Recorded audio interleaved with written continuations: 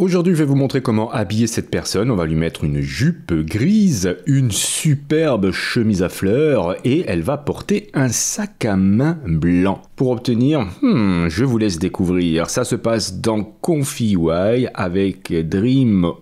Je vous montre comment installer tous les modèles et je vous montre aussi comment créer le workflow pour que cela fonctionne. Et Dreamo, vous allez voir, c'est vraiment hyper intéressant. Dreamo, c'est quoi? C'est un Unified Framework for Image Customisation. Autrement dit, un cadre unifié pour la personnalisation d'images. Son objectif principal est de permettre de modifier des images générées en fonction de différents types de conditions. Dreamo peut réaliser plusieurs tâches de personnalisation d'images, notamment garder ou modifier l'identité d'une personne, garder ou modifier l'apparence d'un sujet ou d'un objet spécifique, permettre l'essayage virtuel, autrement dit le virtual try-on, de vêtements ou d'accessoires sur une personne ou un autre sujet, appliquer un style spécifique à une image. Ce qui rend Dreamo unifié, c'est qu'il est conçu pour générer tout type de conditions ensemble dans un seul modèle. Il peut même combiner plusieurs conditions en même temps pour des personnalisations plus complexes. Sur le plan technique, Dreamo est basé sur un type de modèle appelé transformer de diffusion en utilisant spécifiquement Flux1Dev comme modèle de base. Il ajoute un petit nombre de paramètres supplémentaires, autrement dit des LoRa, sur ce modèle préentraîné pour lui apprendre ses capacités de personnalisation. Voilà, ça suffit de savoir ça. Maintenant, place à l'action, on va voir comment installer tout ça. Alors pour l'installation, il va falloir passer par le GitHub du projet pour Confi, car actuellement, au moment où je fais la vidéo, on ne peut pas l'installer via le manager. Vous allez dans votre dossier Custom Nodes, vous allez ensuite dans la barre du haut, cliquez pour taper CMD, et là vous allez saisir cette ligne de commande, git clone et tout le reste, donc ça vous le copiez. Ici vous le collez, vous faites entrer, ça va installer pas mal de trucs, et ensuite il va falloir, une fois que c'est installé, revenir en arrière au niveau de ComfyUI Windows portable pour taper. Donc vous faites cd 2 points, cd 2 points encore. Voilà, vous allez taper ensuite une ligne de code un peu plus longue qui sera celle-ci.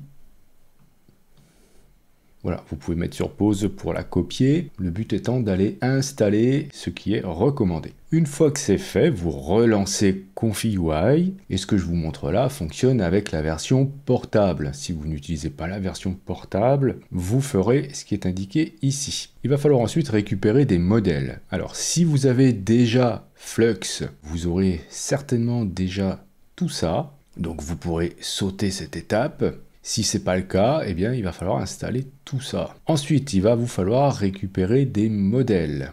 Alors, les modèles, ce sont des LoRa que vous irez mettre dans le dossier Models LoRa. Donc, vous allez cliquer là, ça vous amène ici et vous récupérez ces 4 modèles. Ensuite, vous avez deux autres modèles, embedding.safetensors et model.safetensors, qui seront installés automatiquement lors de la première génération, donc vous avez un auto-download. Si vous n'avez pas la version turbo de Flux, vous pourrez récupérer le LoRa, donc c'est un modèle qu'il faut mettre dans le dossier Models LoRa. Vous penserez à le renommer correctement, car quand vous cliquez là, vous allez récupérer un fichier qui s'appelle diffusion PyTorch model. Donc il faut bien penser à le renommer, sinon vous allez avoir du mal à le retrouver. Ensuite, vous avez des workflows que vous pourrez trouver dans le dossier après l'installation. On va les voir ensemble, on va même le créer car c'est extrêmement simple. Et vous avez des recommandations concernant ce que peut faire Dreamo. Vous trouverez tout ça ici, donc en cliquant là, vous allez tomber là sur un autre GitHub du projet officiel, on va dire, et là, vous avez ce que peut faire ce modèle. Donc, on va regarder ça ensemble. Si vous voulez tout de suite commencer, vous avez un dossier Workflows dans le dossier ComfyUI Dreamo que vous venez d'installer. Il y a deux workflows. Vous prenez le premier et vous allez avancer la vidéo jusqu'à la 9e minute environ. Pour ceux qui veulent apprendre comment créer le workflow, je vous invite à poursuivre dès maintenant. Voyons voir maintenant dans ComfyUI comment mettre en place tout ça.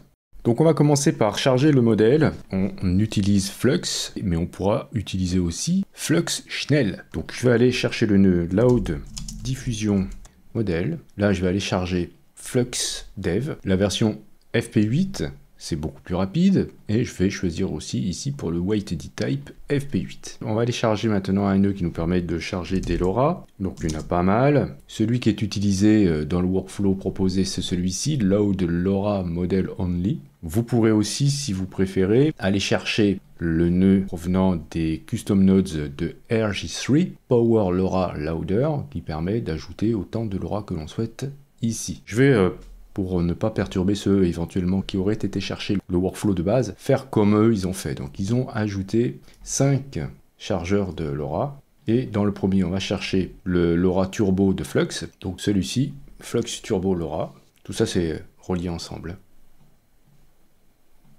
Voilà, donc tout est chaîné, hop. Ensuite, on va aller charger Dremo ConfigUI SafeStandSource, ensuite Dremo CFJ distill confi.safeStandSource. Ensuite, on a le LoRa pour ce qui est positif. On va le mettre assez faible. Vous verrez que le poids de ce LoRa est très important. On le met à 0,15 pour commencer. Donc ça, c'est le positif. Et on va aller chercher le négatif. On va le mettre à 0,80. Donc là, celui-là, on peut le mettre vert pour dire que c'est positif. Celui-là, on va le mettre rouge pour dire que c'est négatif. Et celui-là, on va le mettre d'une autre couleur. Ensuite, on va aller chercher un nœud qui s'appelle Apply Dremo. On va relier modèle à modèle. On va aller charger un K-sampler classique. On va mettre ici, hop, modèle à modèle. On va sortir tout de suite avec un VAE décode. Et on va mettre ici un nœud pour sauvegarder les images. Alors moi j'ai déjà un template pour ça. Vous pouvez chercher un Save Image ou un Preview Image si vous ne voulez pas sauvegarder les images. On va bien sûr aller charger le VAE, que je vais mettre loin là-bas. Load VAE. Il nous faut bien sûr le VAE de Flux, que je mets loin car vous allez voir, on va avoir besoin de plugger plusieurs fois le VAE. Il nous faut ensuite un Dual Clip Loader avec le T5 XXL en FP8 et un clip L de type bien sûr Flux. On va aller charger un clip Text Encode dans lequel on ira mettre nos prompts positif qu'on va relier à un Flux Guidance. On va le laisser à 3.5. On va aller chercher un Conditioning Zero Out car on n'a pas besoin de prompt négatif. On va le relier ici aussi. Voilà, et ça va partir dans le K-sampler. Donc le premier ici qui sort de Flux Guidance, ce sera au positif. Et celui-ci qui sort au Zero Out, c'est le négatif. Ensuite, on va avoir besoin de nos images de référence, mais pas que. Il nous faut d'abord une taille pour notre image. Donc je vais aller chercher le nœud Empty Latent Image. Je vais me mettre en 1024 par 1024 pour commencer. Je le plug à Latent Image. Ensuite, il nous faut un encodeur pour les images de référence dédié à Dremo. Dremo référence image encode. Et donc ça, ce sera notre première image qu'on va mettre en latente ici. Le VAE, on va le relier là. Alors hop, faut bien que je chope ça. Je vais faire un reroute ici et choisir de le mettre là. Ensuite, il nous faut un Dremo Processor et c'est terminé. Voilà. Bien, alors maintenant, on va pouvoir aller charger une image. Donc avant, on va regarder un petit peu ce qu'on nous propose là. On a plusieurs choses qu'on va pouvoir choisir. On peut choisir le mode IP, le mode ID et on a aussi le mode Style. Voilà, on n'a pas Virtual Try-On, on verra qu'on peut quand même en faire. D'abord, on va voir où on peut modifier ces paramètres. Eh bien, dans ce nœud, Dremo référence image encode, vous avez là la tâche assignée à l'image de référence. Soit c'est un IP, soit c'est un ID, soit c'est un style. On a actuellement 3 tâches proposées. On va aller chercher une image. Alors plutôt que de faire ça, je vais en récupérer plein. Vous prenez le nœud Load Image, vous allez récupérer des images. J'en ai récupéré pas mal pour faire des tests. Donc ce qui va m'intéresser ici de voir, d'abord, c'est ça. Comment on peut, à partir d'une image de référence d'un personnage, le mettre dans une autre situation. Donc je vais tout simplement ici aller charger, par exemple, cette personne. Je vais relier l'image à pixel et je vais choisir là IP puisque c'est ce qu'on nous propose ici. Ensuite, vous indiquerez ce qui se passe avec la personne. Donc, je vais choisir la IP et je vais indiquer, voilà, une femme lit un livre dans la cuisine. Je clique sur Run et on va voir ce que ça donne. Donc, la première fois que vous allez le lancer, vous allez aller charger les modèles dont je vous ai parlé tout à l'heure. En plus, bien sûr, d'aller charger le modèle Flux, qui est assez lourd, et tous les LoRa. Donc il va falloir pas mal de VRAM, je ne sais pas exactement ce qu'il faut. Vous voyez ici, moi, ma VRAM est utilisée à, ça va monter à combien? 70%. Ok, j'ai une erreur, voyons voir ce qui se passe. Voilà, mon erreur, je la retrouve immédiatement, c'est qu'il faut absolument avoir un CFJ à 1, sinon ça ne marche pas. Donc voilà, donc je relance, et vous voyez que tout de suite ça fonctionne, c'est même relativement rapide quand ça marche bien. Donc là j'ai 76% de ma VRAM, donc j'en ai 24 gigas, compte tenu du fait que je suis en train de m'enregistrer et que j'ai pas mal de choses qui tournent derrière, peut-être que 16 gigas sont nécessaires. Donc voilà ce qu'on obtient. Donc si on regarde la référence, c'est plutôt pas mal du tout, même si le rendu est, vous allez voir, parfois un petit peu plastoc. Mais ça, c'est dû surtout à Flux.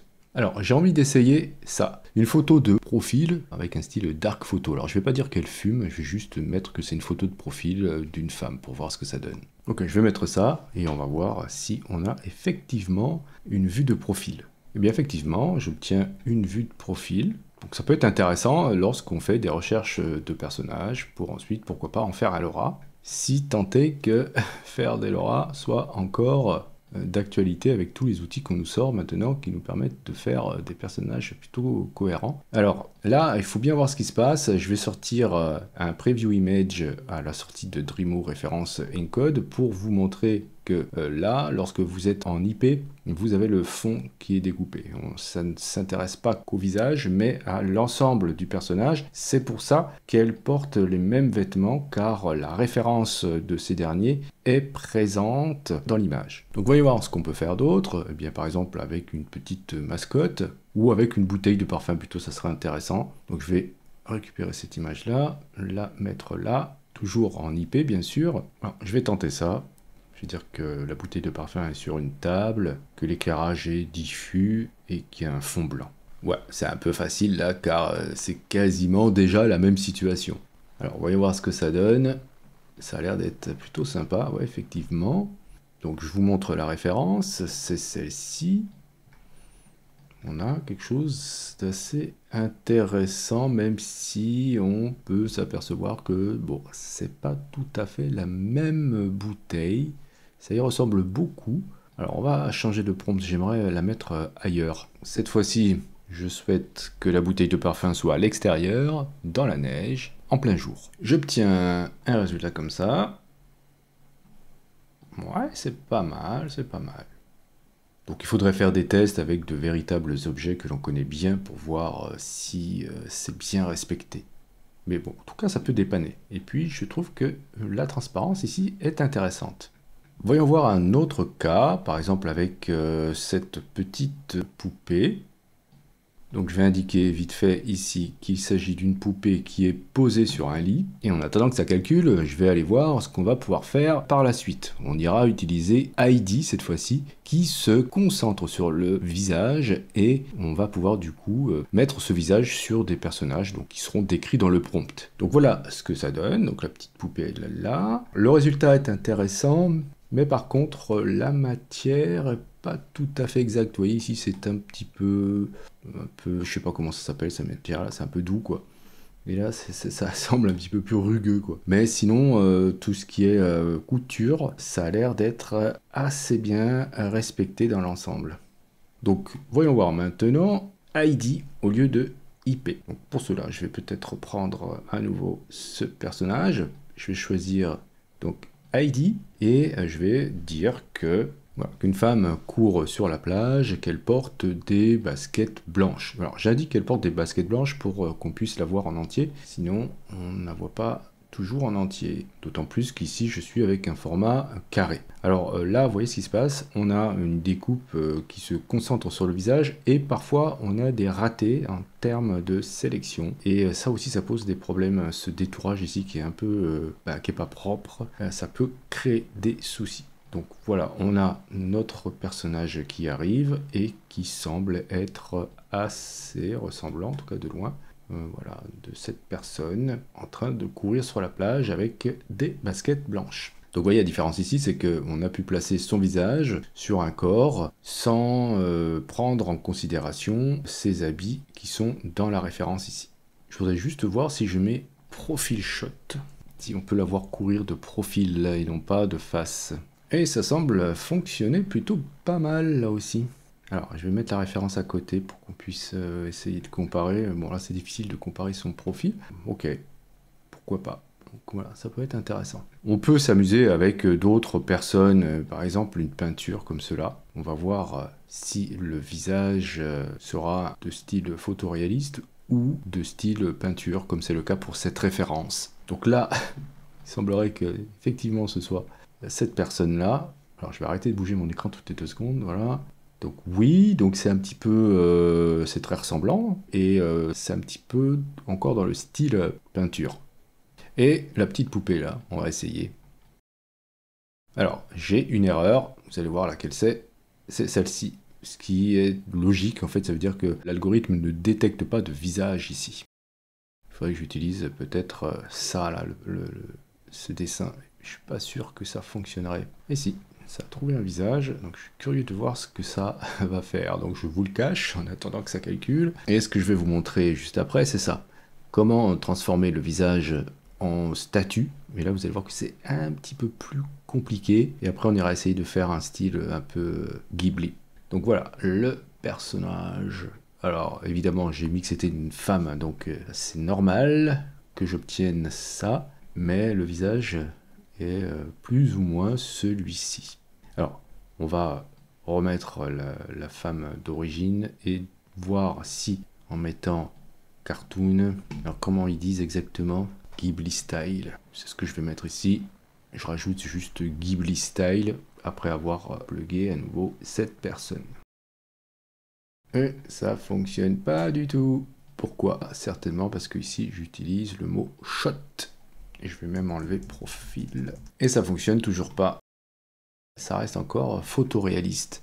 Donc je vais mettre ici plutôt 2D illustration cartoon. De toute manière, vous verrez tout à l'heure qu'avec le paramètre style, on va pouvoir appliquer le style que l'on souhaite, plus ou moins en tout cas. Mais là, j'aimerais juste voir si en mélangeant juste le prompt, si on arrive à changer le style. Donc oui, effectivement, ça a l'air de mieux fonctionner. En fait, c'est juste tout simplement Ghibli qui n'est pas compris par Flux. Il faudrait que j'utilise manga plutôt à la place. Donc là, voilà, on a un style un peu 2D qui apparaît. Je dis un peu parce que ça fait encore assez mélange entre 2D et photoréalisme. Mais encore une fois, Flux n'est pas super balèze pour le transfert de style. Alors, je vais vous montrer du coup ce qui a vraiment du mal à fonctionner, c'est ça, c'est comment on peut faire une sculpture. Donc c'est portrait virgule made of sculpture. Donc on va dire la même chose. Donc portrait virgule made of sculpture. Je vais laisser comme ça.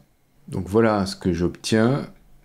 C'est bien un buste voilà, qui ressemble à une sculpture, mais ce n'est pas une sculpture. C'est encore quelque chose de trop photoréaliste. On peut faire ça, c'est-à-dire là, le LoRa positif, on peut le réduire. Au lieu de le mettre à 0,15, je vais le mettre à 0,20.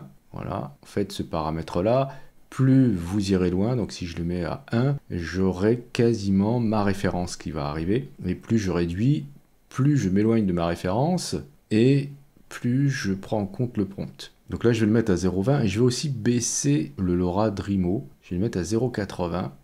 Voilà. Et là, on va s'approcher, je pense, de quelque chose d'assez correct. J'ai pas trop vu de différence en modifiant le LoRa négatif. Dites-moi dans les commentaires si vous avez fait des tests avec ça. Et non plus avec Drimo CFJ Distill. Ça change pas trop. J'ai noté que ces deux LoRa ici avaient beaucoup plus de force que les autres.